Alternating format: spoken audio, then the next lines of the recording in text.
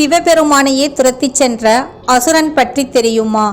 முன்னொரு காலத்தில் அகந்தையும் ஆசையும் நிறைந்த ஒரு அசுரன் வாழ்ந்து வந்தான். அவனே மிருகாசுரன்.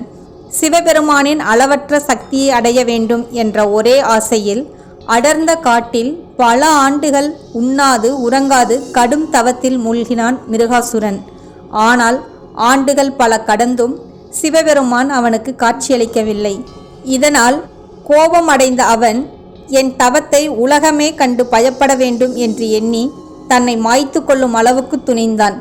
அந்த நொடியில் சிவபெருமான் அவன் கண் முன்னே தோன்றி, மிருகாசுரா, உன் தவத்தால் நான் ஆனந்தம் அடைந்தேன்.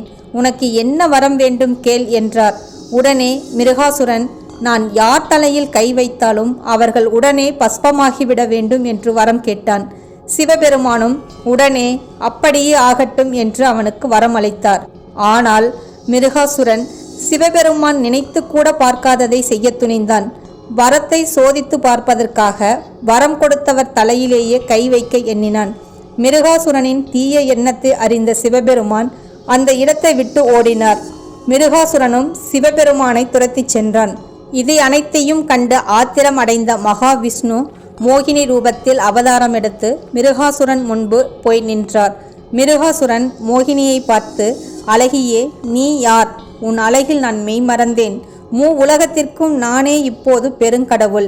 என்னை மணப்பாயா என கேட்டான். அதற்கு மோகினி, எனக்கு ஒரு குறிக்கோள் உண்டு. என்னுடன் நடனமாடி யார் என்னை வெல்கிறாரோ அவரைத்தான் நான் மணமுடிப்பேன் என்றார்.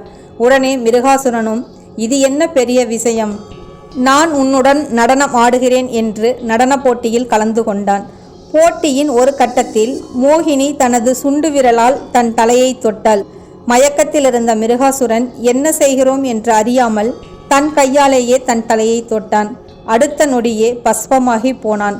உங்களுக்கு சிவபெருமான் மற்றும் விஷ்ணுவை பிடிக்கும் என்றால் ஓம் நாராயணா மற்றும் ஓம் நமசிவாய என்று கமெண்ட் செய்துவிட்டு சப்ஸ்கிரைப் செய்யுங்கள்.